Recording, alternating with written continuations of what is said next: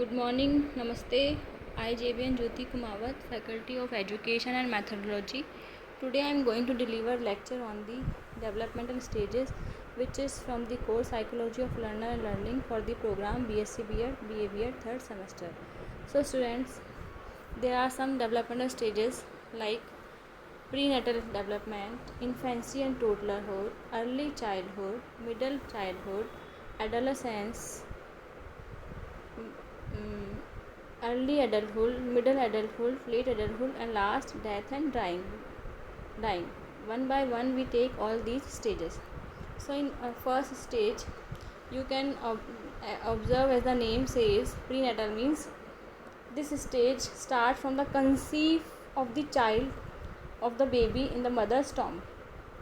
In that, conception occur and developmental begins. All of the major structure of the body are forming, and health of the mother is the primary concern. Understanding nutrition and the labor and delivery are primary concern of this stage. Next stage we can take at the infancy and toddlerhood. In that the first year and a half of 2 years of life are ones of dramatic growth and changes. Newborn with a keen sense of hearing but very poor vision is transformed into a walking, talking, and toddler within a relatively short period of time. Caregivers pictured above is a loving grandmother and are also transformed from someone who manages feeding and sleep schedule to a constantly moving guide and safety inspector for a mobile energetic child. इसमें कहने का मतलब ये है कि जब baby का जब न्यूबॉर्न होता है, नया जन्म होता है, तो पहले फर्स्ट ईयर से लेकर जो 2.5 ईयर्स तक का जो ईयर है उसको हम काउंट करेंगे अपने इन्फेंसी एंड टोडलरहुड के अंदर. इसमें क्या होता है, बेबी को बहुत ही ज़्यादा अटेंशन देने का ज़रूरत होता है, ध्यान देने का. और मदर्स जो है, ग्रैंड मदर, वो ही एक ऐसा रोल प्ले करती है जहाँ पे वो अपने ग्रैंड सन को किस तरह से उसे केयर देना है, किस तरह के उसको पोषण में सुलाना है, कैसे वो अपने उसकी फीडिंग हैबिट्स, जो भी है वो उसको खाने का जो दिया जाता है, ईटिंग हैबिट्स, वो उसका पूरा करना, न्यूट्रिशन को देना, एंड उसके जो भी स्लीपिंग शेड्यूल है उसको मैनेज करना, सब कुछ वो सारा एक ग्रैंड मदर के द्वारा किया जाता है, और अपनी मदर के द्वारा भी, और बहुत ही ज़्यादा प्रिकॉशंस के साथ सारी एक्टिविटीज़ को हैंडल करना होता है. Now next stage come to the early childhood stage.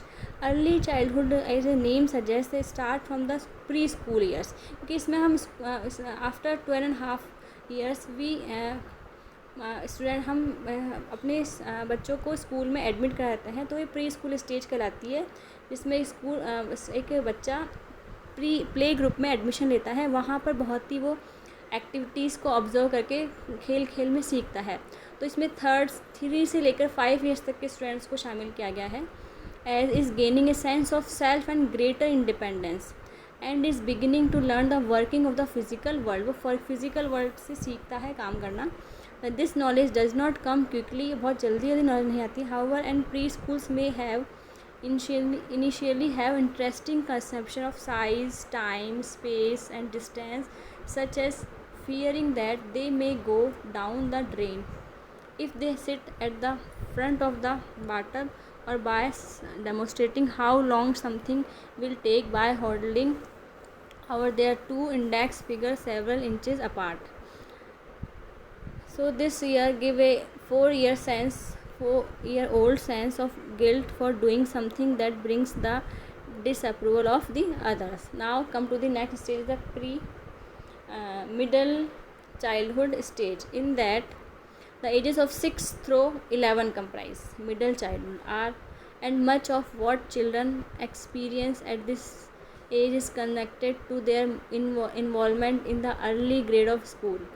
Now the world become one of learning and testing new academic skill, and by assessing one's abilities and accomplishment by making comparison between self and others.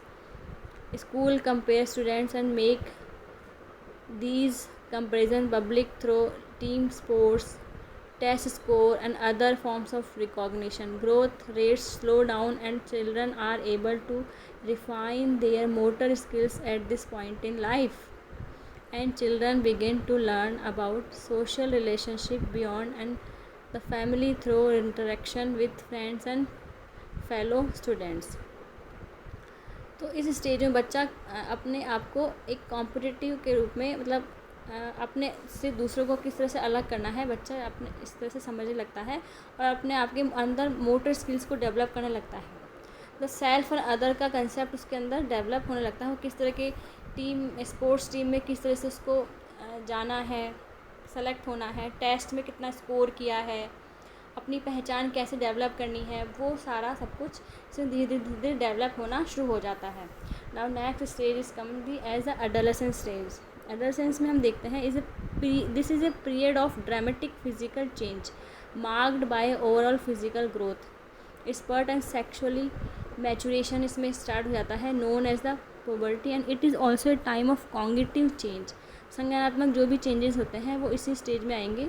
begins to think of new possibilities and consider abstract concepts such as love, fear, freedom. ये सभी सारे इसी में emotions इसी stage में develop होते हैं. Adolescents have a sense of invincibility that puts them a greater risk of dying from accidents or contracting sexually transmitted infections that can have lifelong consequences. Now after this adolescence come the early adulthood. In that early adulthood, the 20s and the 30s are often thought of as early adulthood. Students who are in mid 30s tend to love to hear that they are a young adult. Young stage में it is a time when we are at our psychological peak but are most at risk for involvement in violent crimes and substance abuse. It is a time of focusing on the future and putting a lot of energy into making choice that will help one earn the status of a full adult in the eyes of the others. Love and work are primary concern at this stage of life.